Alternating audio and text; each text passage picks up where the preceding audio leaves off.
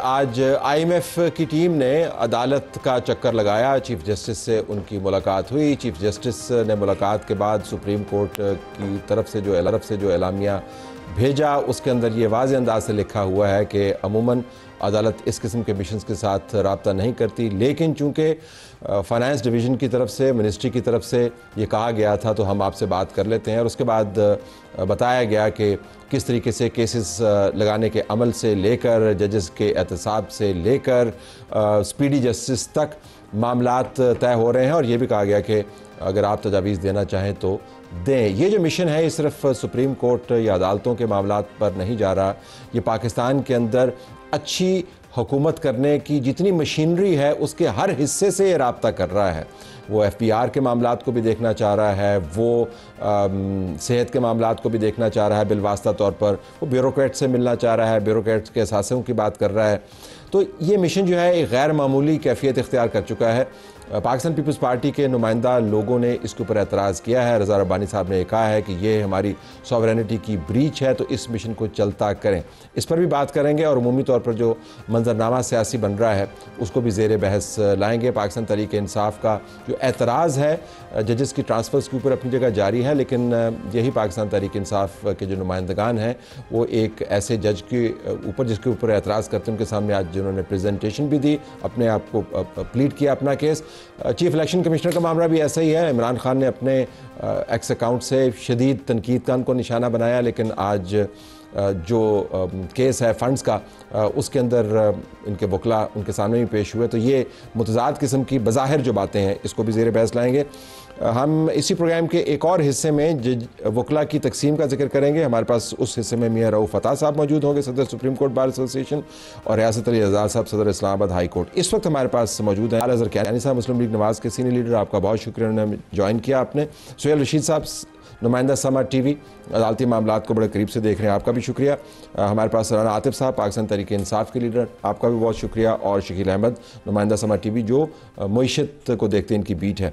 तो starting with you Rana साहब, लेकिन आपने मुझे इख्तिसार से बताना है क्योंकि मामलात को आगे लेके चलूँ। आपको लगता है कि जब इस किस्म का मिशन पाकिस्तान के अंदर आता है तो एक तो ऑप्शन ये कि हम उसको तनकीद का निशाना बनाएं, दूसरा ऑप्शन ये कि आप सर जोड़कर एक मुतहिदा महाज किस्म का बनाएं, लोगों को बताएं जी कि हम आपसे टैकल करेंगे लेकिन हमारा यूनाइटेड फ्रंट ये है।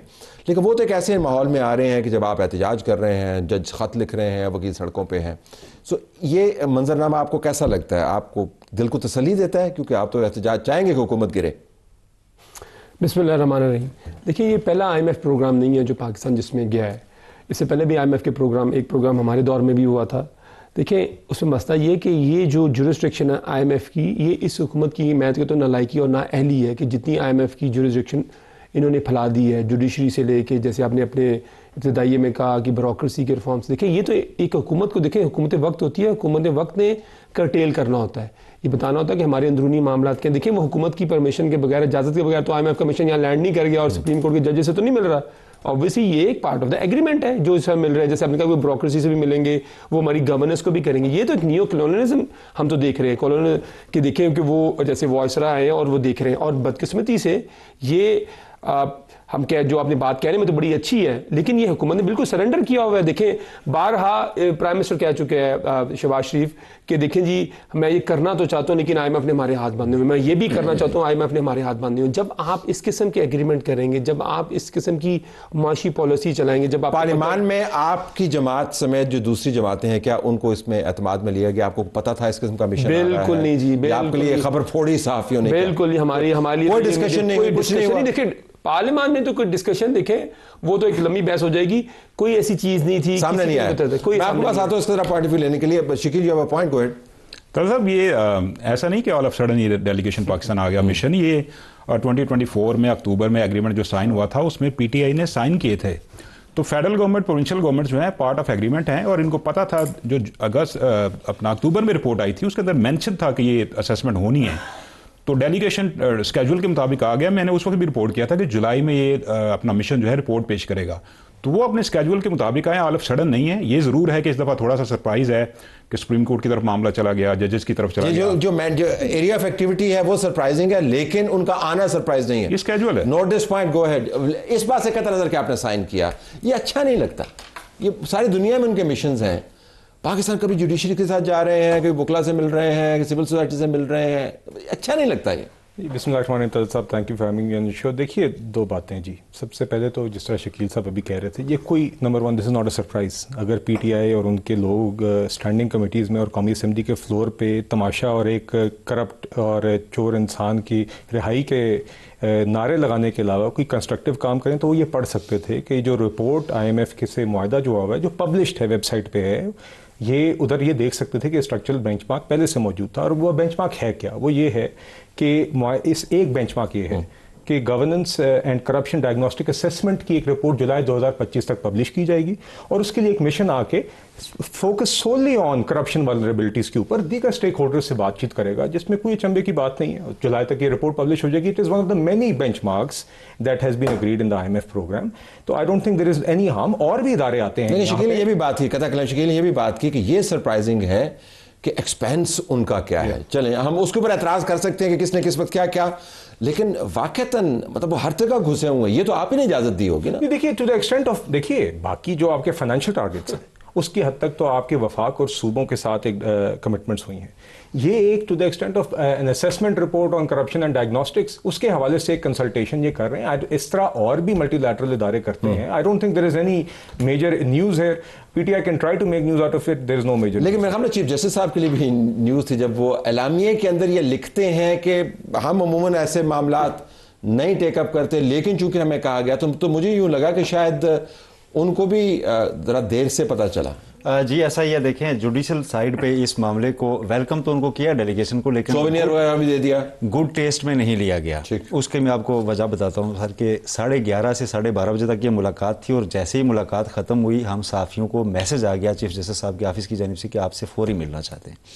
चीफ जस्टिस इसको पब्लिक करना चाहते थे कि जी ये चीज़ें क्या चल रही हैं। और बड़ा सरप्राइजिंग था कि वो अलामिया से पहले ही उन्होंने ये खबर बना, क्योंकि उन्होंने वेट नहीं किया कि ऐसा ना हो कुछ और किसी साइड से आए। और फिर जब मीटिंग स्टार्ट हुई तो उन्होंने पहले बताया जी कि आपसे 2-3 चीज़ों पर बात करनी है। अगरचे उन्होंने इमरान खान के खत पे बात की, फिर जुडिशल रिफॉर्म्स पे बात की, लेकिन उन्होंने स्टार्ट इसी से किया जी कि डेलीगेशन आया था और हमने उनके सामने ये रखी है बात जी कि हम आपको सारी चीज़ें बताने के पाबंद नहीं हैं, अंडर ओथ हैं, एज़ पर कॉन्स्टिट्यूशन हम जजेज़ हैं, हम आपको सारी चीज़ें क्यों बताएं। फिर उसके बाद चीफ जस्टिस के ये अल्फाज थे कि फिर जब उन्होंने ये बातें आगे की, सवाल पूछे, तो मैंने कहा जी कि अच्छा आप अगर अपनी विश लिस्ट हमें दे रहे हैं तो फिर हम जो रिफॉर्म्स कर रहे हैं जो हम आपको आगाह करेंगे तो उस पर आप क्या कोऑपरेट करेंगे। तो उन्होंने कहा जी कि हम आपके साथ ताउन करेंगे। तो हमने कहा जी हम जी आर्टिफिशियल इंटेलिजेंस सिस्टम ट्रांसपेरेंसी के लिए हम उसको इंस्टॉल कर रहे हैं, ये चीज़ें सारी कर रहे हैं। तो फिर उन्होंने चीफ जस्टिस ने बताया कि उन्होंने हमसे ये कहा, ज़बानी वादा किया कि हम इस सारी चीज़ों में आपसे कोऑपरेट करेंगे। फिर उसके बाद उनको बताया चीफ जस्टिस ने जी कि हम रिफॉर्म्स कर रहे हैं, हमने जुडिशल कमीशन रिस्ट्रक्चर, बहुत रिलक्टेंस है। जरा वापस आएगा। अब आप की पार्टी जो है वो एक डोजियर भी तैयार कर रही है, इसके ऊपर अभी मेरे पास एक खबर आई है कि आपके जो रिप्रेजेंटेटिव हैं फैसल चौधरी साहब, उन्होंने कहा जी कि हम इस पर एक डोजियर तैयार करेंगे। तो इन अ वे पार्ट ऑफ द एग्रीमेंट आप ये कह सकते हैं कि उस वक्त हो सकता है आपको बहुत सारी चीज़ों का अपनी पार्टी की तरफ से भी ना पता चला हो, लेकिन अब तो एतराज़ बनता नहीं है, क्योंकि अगर आपने उसको ऊपर साइन किया था तो फिर उसको पढ़ लेते। अब क्यों एतराज़ कर रहे हैं इसके? नहीं, देखिए अगेन जैसे अभी कह रहे थे कि चीफ जस्टिस के लिए भी चीज़ सरप्राइजिंग थी। देखिए इतनी डिटेल में मुझे बताएं पाकिस्तान के अंदर IMF का कौन सा प्रोग्राम, बल्कि दुनिया में कौन सा, मैं स्टडी कर रहा था कि दुनिया में कौन से प्रोग्राम में चीफ जस्टिस से आके कौन IMF का मिशन आके मिलता है। देखिए ये जो हम अपनी स्पेस जो है, ये हुकूमत दिन ब दिन बिल्कुल श्रिंक करी जा रही है। हर चीज़ IMF है, माशी पॉलिसी IMF बना रही है। अब तो देखें आपकी जो करप्शन है, जो गुड गवर्नेंस है, वो भी IMF ने देखनी है।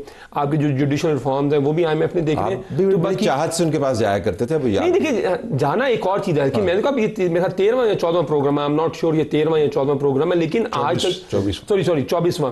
तो लेकिन आज तक इस तरह की IMF तो दुनिया में हर जगह जाता है, तीसरी दुनिया में IMF के प्रोग्राम होते हैं। टर्की ने किए, इजिप्ट ने किया, सारी दुनिया करती है IMF के प्रोग्राम, हमारे स्पेशली हमारे जैसे मुल्क जहाँ पे हम माशी तौर पे कमज़ोर होते हैं। लेकिन इसका मतलब ये तो नहीं कि आप इस एक्सटेंट पे चले जाएं कि जहाँ पे आप हर चीज़ ही आप सरेंडर कर जाएं। और आखिरी बात है साहब, आपको याद होगा कि जब हमारे दौर में बड़े गले फाड़ फाड़ के ये जो इसके अब जो सबसे पाकिस्तान की करप्ट हुकूमत है, पाकिस्तान की तरीके सबसे करप्ट हुकूमत, अभी ट्रांसपेरेंसी इंडेक्स का जो अभी आया है, पाकिस्तान 2013 में 24 में 13 दर्जे और नीचे चला गया करप्शन के ऊपर।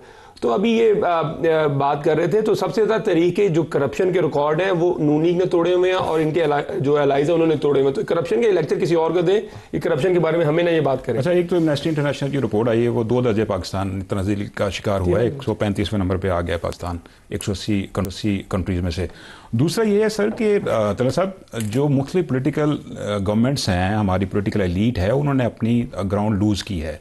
IMF जो है वो फाइनेंशियल सेक्टर से होता हुआ, बैंकिंग सेक्टर से होता हुआ, आपके state bank of Pakistan, election commission of Pakistan, अब वो जुडिशरी तक पहुंच गया। तो आपने उनको इंक्रोचमेंट करने दी है, आपने उनको, और आप इज्तिमाई तौर पे बात करें। और आप देखें कि जो चीफ मिनिस्टर हैं सिंध के, उन्होंने कहा कि हम तो इनकम टैक्स रिफॉर्म्स नहीं करना चाह रहे थे, मतलब बिल पास नहीं करना चाह रहे थे इतनी उजलत में।